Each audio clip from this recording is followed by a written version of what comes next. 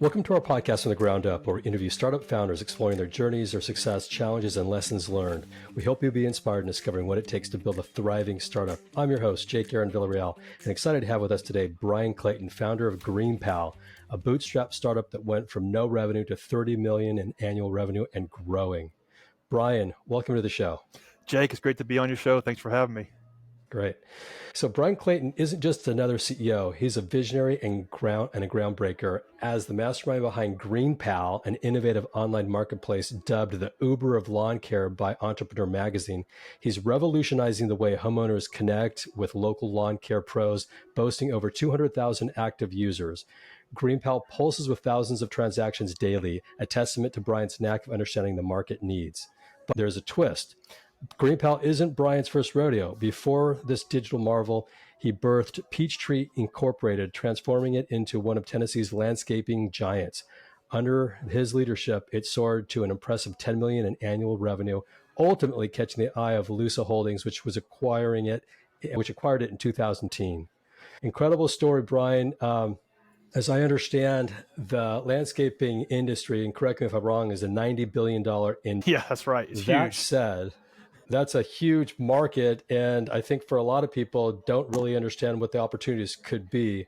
How did you get into landscaping initially? Just curious.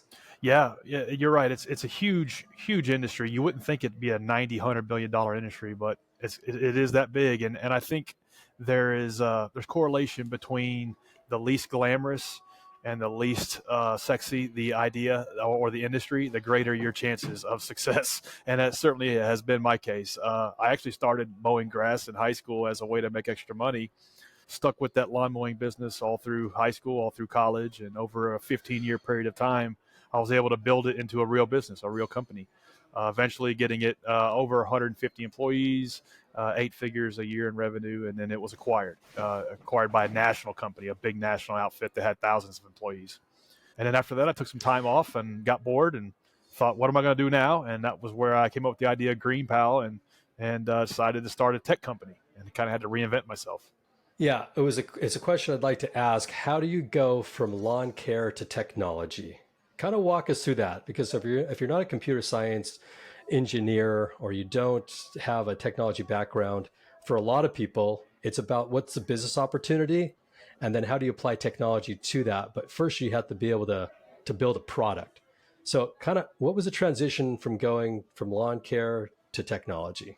Yeah, I was kind of solving my own problem. I spent 15 years growing a landscaping company, and I saw every day how inefficient it was for a homeowner that just needed basic lawn mowing services to connect with a solid service provider. And then I also saw how challenging it is as a lawn mowing professional to make a living in that industry. There's a lot of things that make it a lot harder than it should be. And so I thought a technology based platform could solve these problems for both sides of the transaction. So I kind of had the industry knowledge that scars, I guess you could say. And that was all I had going for me, because I didn't know the first thing about how to build a tech company. I didn't know how to write code. I had never built a website or anything like that before. Neither had my co-founders. I recruited 2 co-founders to start this business with me, and the 3 of us were kind of 3 hustlers, but we didn't have any hackers. Ideally, you get a hustler and a hacker together, and it's a match made in heaven. But we were just kind of 3 motivated people that wanted to build something big, and I guess we figured that we would learn whatever we had to learn as we went, and that's kind of how it happened. We first started by trying to pay a dev shop to build what we thought GreenPal should be, and that was a total flop. It was a waste of about a year and all of our money, about $150,000. And then we learned the hard way that, hey, we're going to have to learn how to build software. We're going to have to go to YouTube University and take every online course we could get our hands on and learn how to code.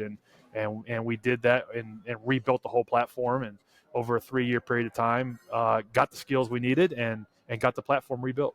3 years is not a short amount of time, a lot of investment of time and energy and money. How do you even start looking for engineers? Because there's a lot of people out there that might have a product idea. They might have an industry expertise in some field. How do you go about finding people that can build a product that you're trying to create?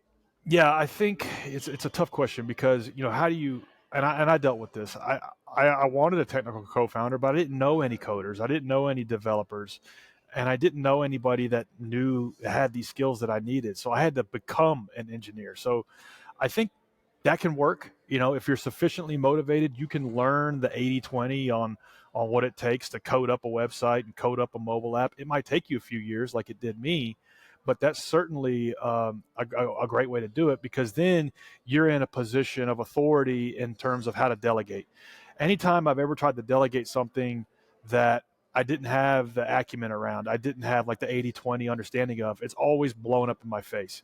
You want to delegate from a standpoint of stewardship and not of from abjuration. Like, you handle this. I don't know how to do it. You handle it. That's always blown up in my face. So becoming not a great engineer, but a good enough one, then put me in a position where I could recruit other developers to our cause. But that wasn't until year 4 or 5 did we start hiring devs to help us and kind of plug them into what we were doing by hand.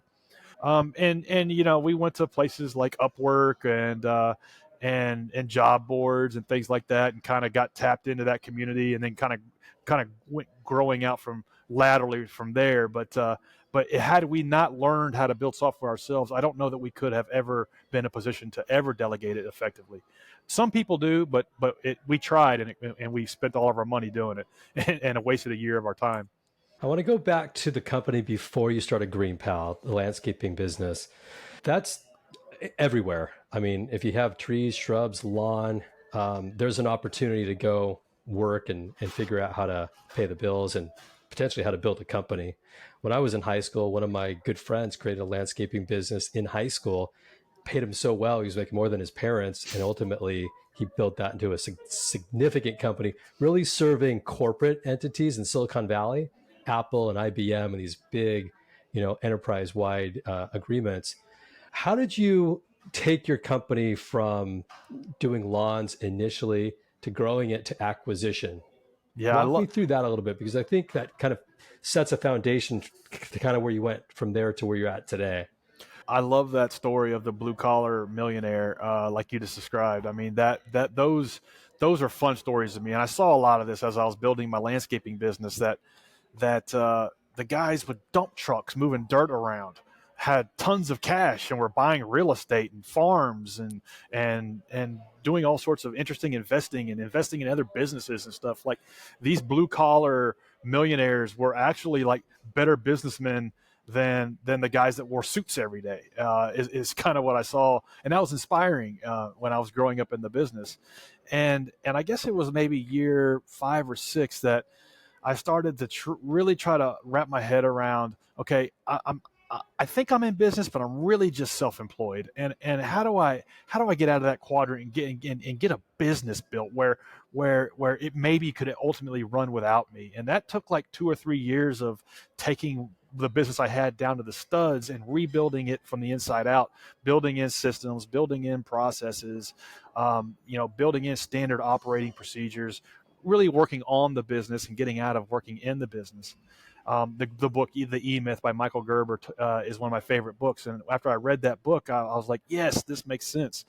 And then there was a third thing that kind of dovetailed from that, was working on myself. So you're doing those three things at all times if you're trying to get out of the self-employed paradigm and into the business ownership paradigm. Is you're working in the business, you're working on the business, and then you're working on yourself. What are the leadership classes I need to be taking? What are the books I need to be reading? Where are the conferences I need to be going to level up? I think every small business reaches a choke point of the founder's capabilities of what their skill sets are, and that was a learning curve for me. I had to like look at myself in the mirror and said, I haven't evolved and grown in the last couple of years. I've got to level up to take this business to the next level.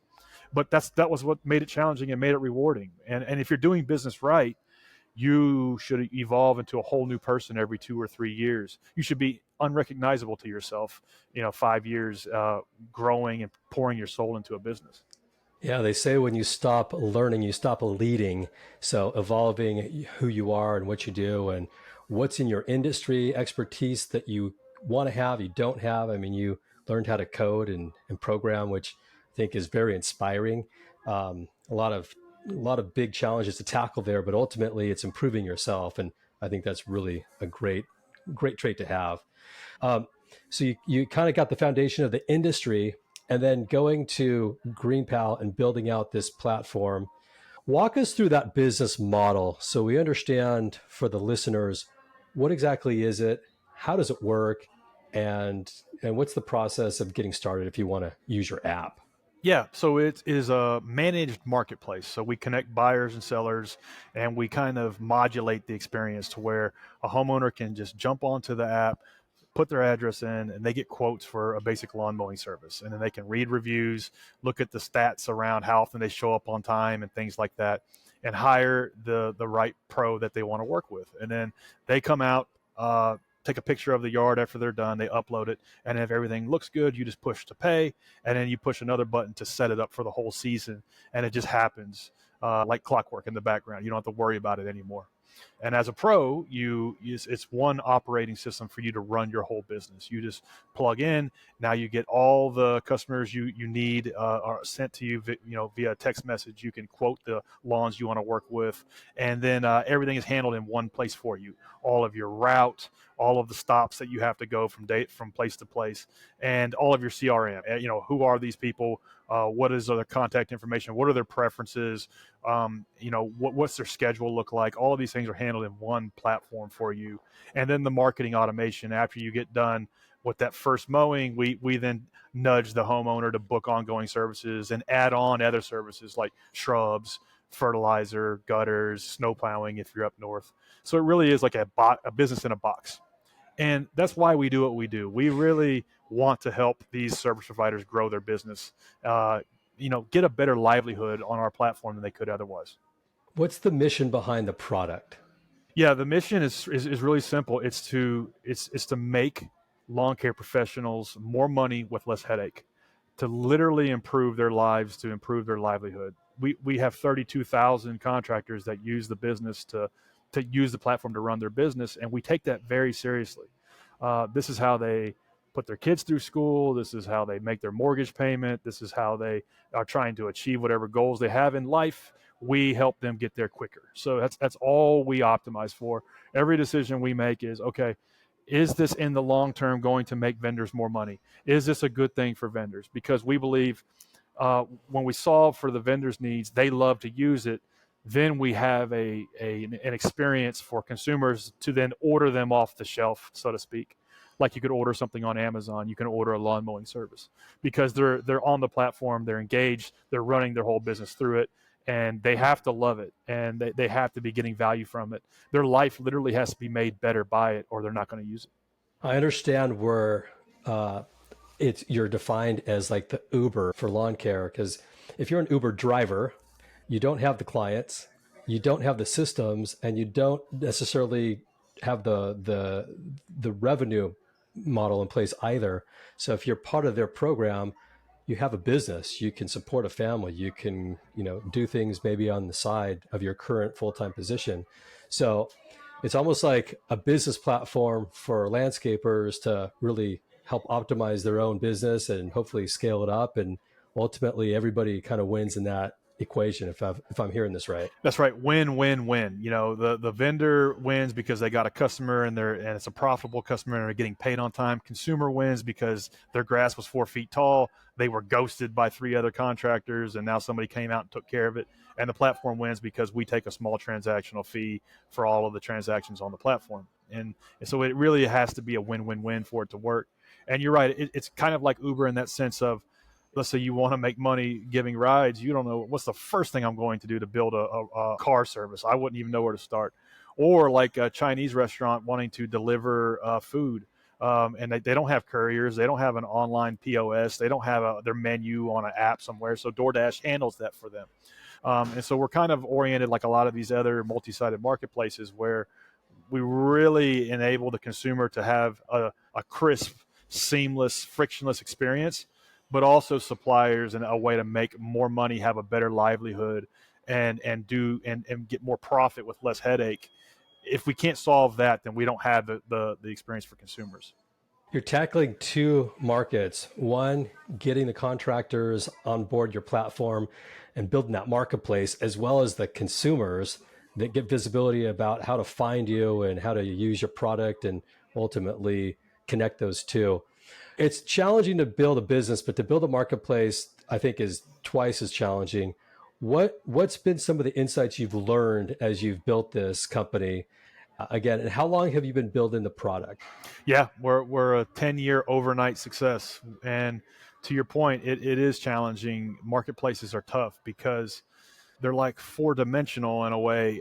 If you're building a traditional business, like my first company, a landscaping business, it's kind of linear. You know, okay, if I do X, Y, and Z, I'll make some progress. And I know if I just put in these inputs, I'll eventually get to the output. But building a marketplace is not like that. Building a marketplace is like you're a farmer and you're just cultivating a little over here, and okay, and then you wait a while and then you see what happens over here. Like there's no real easy way to connect the dots and get from one end to the other. You really have to experiment and tinker with, okay, if I raise if I raise the pricing a little bit over here, what happens to this cohort of customers, a year from now? Or if I change this rule in the marketplace, like right now we have a rule where if a vendor doesn't show up on time, 3 times in a row, they're then demoted in the platform. So what happens if we change that? Does that mean that there's not enough vendors, not enough liquidity, and then homeowners aren't getting enough quotes, and then they're not happy, and so on? And so it's all of these little things you can tinker with, and it's a never-ending experiment. We have a mantra we live by that action produces information. It's a quote by Paul Graham, and we try to remind ourselves of that every day. That we're just going to do this one little thing, and then we're going to get some information and see if it worked, and then we're going to double down on it or try something else. Building a marketplace is a lot like that. It's a never-ending, continuous experiment. And then particularly like a local-based marketplace like ours, where we connect buyers and sellers at a local level. We basically have 50 different individual businesses in the United States, maybe even 100, where every one of the cities is its own network. It's its own flywheel, its own atomic unit, and we have to monitor that. And okay, we don't have enough vendors in Seattle. We need to run a campaign to recruit more there. Or we have too many in Tampa, Florida. We need to stop letting people on there. You're always monitoring supply and demand. So it's a never-ending orchestration, and that's what makes it fun. Where's the biggest investment go back into the company to build the business? Yeah, it's right now. It's how do we get to 1 million users? We have 300,000. We're trying to get to 1 million. We want to get there in a couple of years. And so, what do we do more of what already works, or do we try new things? And so a lot of times as a founder, you're wearing the hat of a capital allocator. You're getting money coming in, and you're putting money back out to work, and you're making little bets. Starting a business is not like chess. It's like poker. You literally are just making individual bets, based on what you see, and with the best knowledge you have available to you. But you don't have all the inputs on the board like you do in chess. And so that's what it's like running the business at this stage of the game is really putting on the hat of a capital allocator and figuring out, okay, we're going to put some more money into SEO, but we're also going to make these 10 experiments on these 10 other channels and see if we see any other signs of life in any of them. We're experimenting with good old-fashioned direct mail, like snail mail, like when a customer signs up and they use it one time, and we send them a postcard in the mail, does that help bring them back in? So we're always experimenting with ways to get more customers and to put the product in the hands of people that need it when they need it. But for us, our bread and butter is organic SEO. We have tried to carpet the internet with our content. So when people are looking for a lawn mowing service, they're connected with our platform, and then we connect them to one of our vendor partners. Yeah, I like the fact that it's about continual experimentation and A/B testing and trying new methods, and you never know what's going to stick or work. That's right. I think it's always something you have to keep thinking about. You can't get complacent. How do you drive the business forward? How do you optimize it? All those things I think are important. When you first started the business and where it's at today, 10 years later, what's one of the challenges you didn't anticipate, or one of the biggest issues that you had to overcome that you didn't think about before you started building this type of business? Yeah, there was several. The first thing right out of the gate that really caught me by surprise, I thought that because I was coming from a contractor mindset, I thought that the contractor side of it would be super simple because I was always in this competitive environment where it was dog eat dog, and I was always trying to beat my competitors to the punch, and sometimes they would beat me, and it was very fierce. And so I thought that the supply side of this equation would be super simple, that contractors would be begging for this work, and that they would show up on the day they're supposed to, and that they would do a great job, and that there would be no issues around that side of the marketplace. And after we launched it, there's like a hundred reasons why it stinks to hire a lawn mowing service, and there's 100 things that can go wrong. And I came to realize everything that sucks about hiring a lawn mowing service is now my problem. I have to solve every one of them as the platform. And no, actually, the lawn guy doesn't show up, and he is kind of flaky, and he will quote your yard and say he'll be there on Thursday, and doesn't even think to show up on Thursday. And so I have to build the platform that solves all these problems. And that was really challenging. I didn't anticipate that. And so that was one thing. And then the other thing that nobody told me about is that when you're starting a tech company, most of the time you're inventing a brand new product from scratch that does not exist. You are bringing something new into the world that nobody knows about. Nobody knows how to use it. Nobody knows it exists. And that's a lot harder than just building a traditional business, or building a landscaping company or a construction company or a restaurant or whatever. It's a lot harder because you're inventing something new, and that was challenging. And it was like, if you build it, they will not come. You have to figure out ways to get people aware of this product you're building. And the actual distribution of the product is harder than building it was in the first place. So those were things that caught me by surprise, that were, you got to get to those levels of the game, and that might have been the first three levels maybe. But once we got over and we got a little momentum going, in a way, it kind of became a little easier, and it became a little more fun. And like every level of the game has got its own final boss, and the trick is to not worry about Bowser, because you're not on level 10, to worry about what level of the game you're on, and just do everything you got to do to get to that level. $90 billion is a big industry. Technology hopefully helps that sector as technology continues to evolve. Who's your biggest competitor in this space? Yeah, it's a good question. So the biggest competitor is the status quo. Is people doing it the old way, the hard way. We're For home services, we're kind of where food delivery was in 2009. In 2009, if you wanted some General Tso chicken, you would probably call the Chinese restaurant, and if they offered delivery, they would bring it out to you. Maybe you might do an online search, and maybe you might get hooked up with Grubhub, and you might try Grubhub out, and it may work out or not. Well, that's where kind of nowadays we've got four different options. You got Uber Eats, you got DoorDash, you got, all of these ways you can instantly order Chinese food and get it brought to you in 20 minutes. Um, Home services is kind of where food delivery was in 2009, in a sense that people still do it the old way. They still do it the hard way, even though there's options available to them to do it easier. And so we're still in the early stages of educating the masses that, hey, you can do this as easy as you order groceries on Instacart. So the biggest competitor is the status quo. Now that said, let's say you do it digital. You're the type of person that you want to try to use an app to get this done. There's a bunch of places you can go for names and phone numbers.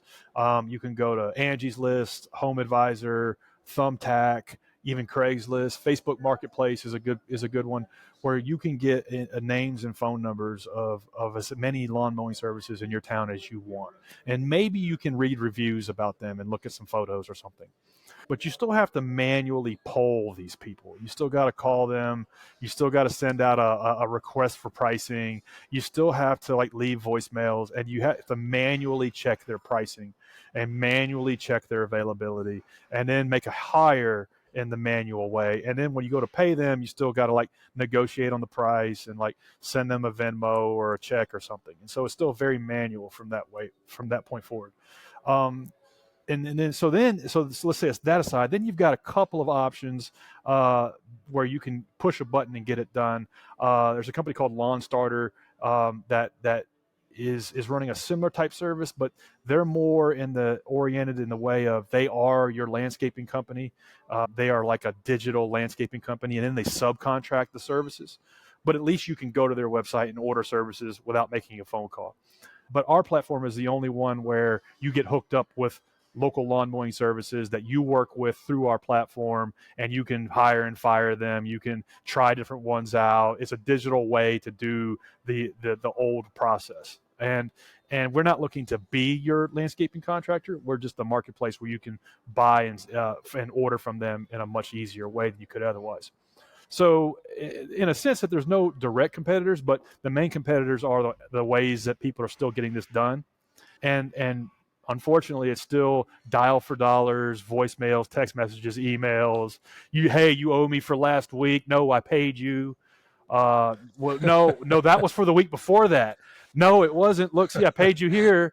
No, that was for that week before that. Like literally that conversation still happens. So it's our job to solve all those problems and make it to where you just push a button, it's done. You don't worry about it.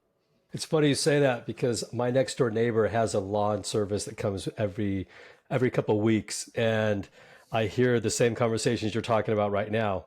Hey, sorry I wasn't here when you arrived. I paid you for last week, right? So or last month, and are we all good with the numbers? And look, at the end of the day, you're doing the work. You should get paid when you do the work, and Right. not have to worry about tracking down, collecting, which I don't know a lot of people realize, but if you're already doing the work and then you have to hope you get paid, that's a challenge. That's not fun. So I can Exactly. understand as a contractor, hey, if a platform gets me paid right when I do the work, I'd love that. And as a consumer, I don't also want to have to haggle about the pricing every time a new shrub is cut. Right. Or, should I tip now? Do I need to tip? Like, what's the number? And if there's an option to tip, I'd love to do it. But kind of like Uber, the expectation. You get in the car, you get from point A to point B, and there's not a lot of haggling. It's just relax, have a conversation, get to your destination, and everybody feels good about it. So I love what you've created.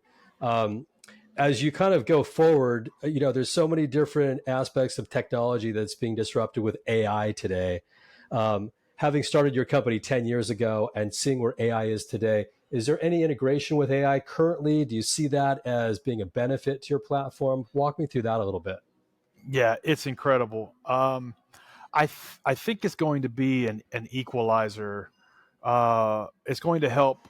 It's going to help people compete more on a level playing field. I think even at the individual contributor worker level, um, it's amazing. It's amazing. I wonder what like 5 years looks like from now. For us, we use the hell out of AI for several things: better matching, better fraud detection, better signaling around who's doing well and who's not on the platform, and promoting and demoting vendors. We use it for service descriptions, like if you want to order a shrub pruning, what does that include? What does it look like? So we can offer a customized description to an individual user, and not have to send them some boilerplate thing. If I had AI day one, I probably could have saved 2 or 3 years, and maybe a dozen different hires. So it's amazing to see what we have today and what we're going to have in 3 or 4 or 5 years. Do we worry about it like displacing what we do? That's one reason why I go back to like the least glamorous your industry, the least sexy your idea, the better your chances of success. Until we get like was it Molly the maid from the Jetsons who cleaned the house? Until we get her, I don't know that I'm going to be worried about robots mowing yards. So we're a little ways off from that, but it does help us move quicker, and it does help us solve problems for users of our platform a lot more seamlessly, rather than relying on like guessing and just good enough. AI helps make it magical in a way, and anticipate issues before they happen. So I think we're in the first inning of what this is going to do for every tech startup, and everybody needs to be thinking about it. Yeah. It's interesting. Even our company, we are in the business of helping, place people with organizations. We work with startups, they get funded, we help them scale. And, we utilized AI, 5 years ago. And as it's gotten better, our systems have gotten improved and optimized. And now, you know, companies would come to us and say, we need to hire 10 people and they need to be developers, and it doesn't matter where they're at. They could be all over the US or globally. Right. And now with the technology, within 48 hours, we can have a whole team of engineers they can hire, whether it's contract or full time. And that doesn't happen 5 years ago without the technology that we have today. So I think it's, if you embrace the technology, it can help improve how you go about your business. I think if you think of it as maybe a negative or not something you want to invest in, I think you're going to be behind the eight ball pretty quick. And I think there's huge advantages for it. Um, your company today, what's the employee size? So we know you have the contractors, you have the marketplace, and customers come to it. What's your internal team look like today? And is it global? Is it US based? Yeah, so we have a team of 6 people in Nashville, and then all in 47 people, but we're all over the world. Our designers are in Eastern Europe. We have several engineers in Pakistan. We've got content creators all over the place. Marketers, we have one marketer in Austin. And so it's like we're all over the place. We're a fully remote team. And people sometimes ask me, what my thoughts are on remote versus in the office and so on. And I feel like when we were first getting started, we all needed to be in one room. We needed to be on one whiteboard, whatever that team looked like, 3, 4, 5, up to maybe 10 people. I don't know if we could have gone from 0 to 1 fully remote. But now that we've got some momentum going, we've got a good product, good platform, and it's working. We can leverage and enjoy some of the benefits of being remote and being fully distributed. And to our previous point of AI, I think AI. You always look for this mythical unicorn of the 10x engineer, and I think AI closes the gap between a mediocre engineer and that 10x engineer. And the same thing goes for a 10x designer versus an average designer or content writer or copywriter or customer service agent. We've recently reduced from 4 customer service people down to 2, and 2 are doing a better job than the 4 could with AI. A more thorough job with greater customer satisfaction. So it's our hope to continue to grow and continue to scale without having to bring on additional headcount, to be able to do more with the same staff with AI. Where do you go from here? You've got a good product, a good platform. Is there anything in the product roadmap that you see coming that you're going to be working on? Anything that would be great to hear about? Yeah, so we're at 300,000 users. We want to get to 1 million. We feel like 1 million. I don't know why, but it feels like that might put us in the same conversation as an Instacart, as a DoorDash, as maybe an Uber, like a household name. Hey, your grass is 4 feet tall. Just get a GreenPal. So that's where we're going. So it's still very much day one for us, and we've got ideas. We have a system of connecting buyers and sellers, where sellers price the need on an individual basis. But we'd like to leverage AI to make that more instantaneous, more intelligent, where a consumer could just come on board and see 10 contractors and their exact price. We would be able to predict that based on historical data, to where you could just hire them like that, and not have to wait for them to give you a quote. So we believe that instant matching, that way to instant book, could be a thing that propels us to the next level. And then we have some other things with respect to financial products we want to put in the platform. We want to help vendors be able to buy more equipment, upgrade their truck and trailer and lawnmower, and be able to finance that through our platform. So we're always looking for what's the next 2 or 3 things we're going to be doing to get us to the next level. Yeah, that's really great. I love to hear the evolution of this. Bryan, I didn't ask you this question at the beginning, but you've got experience in business a number of years. You've built a company, it got acquired. You're building another thriving company. What's your background? Did you just educate yourself? A 4-year degree? Was it in business? Were you an entrepreneur at heart when you grew up? Were you a paper boy kid that was, always looking at making a dollar and doing things that were in the business sector. Kind of give us a little insight about you. Yes, it's been very much a school of hard knocks. And I got started in the lawn mowing business because my dad forced me to go mow the neighbor's yard one day. He got tired of watching me play Nintendo, and he said, "Hey, get off your butt! I got a gig for you. You're going to go mow the neighbor's grass." And luckily he did that because it just something just stuck with me. I was like 14 years old, and something just stuck with me. I made $20 for an hour worth of work, and I thought, this is awesome.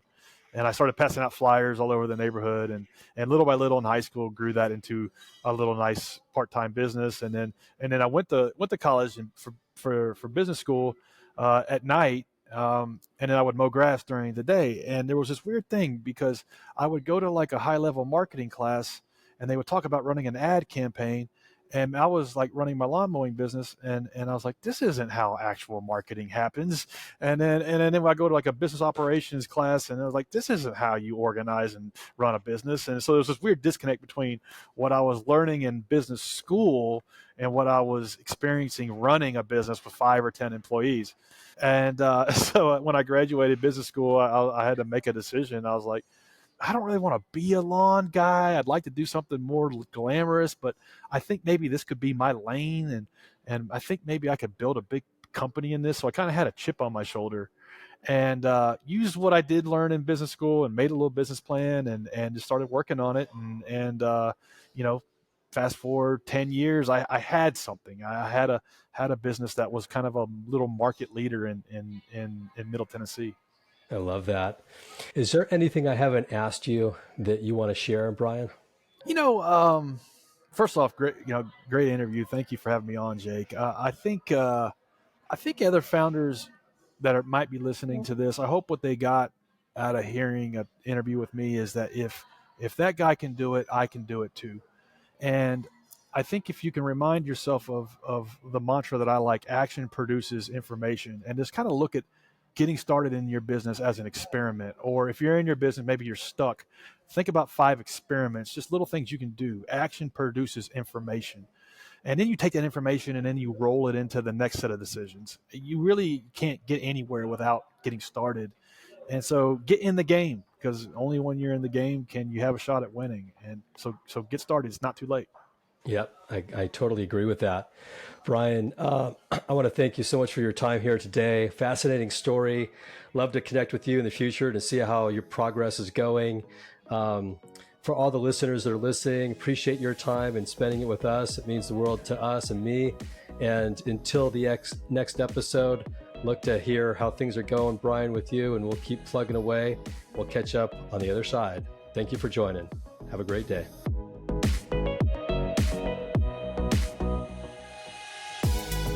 Before we wrap up, I want to give a big shout out to all the entrepreneurs that have joined to make this podcast possible.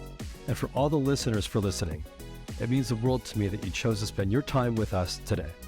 I'm your host, Jake Aaron Villarreal, signing off for now, but can't wait to connect with you all soon on the next episode. Take care.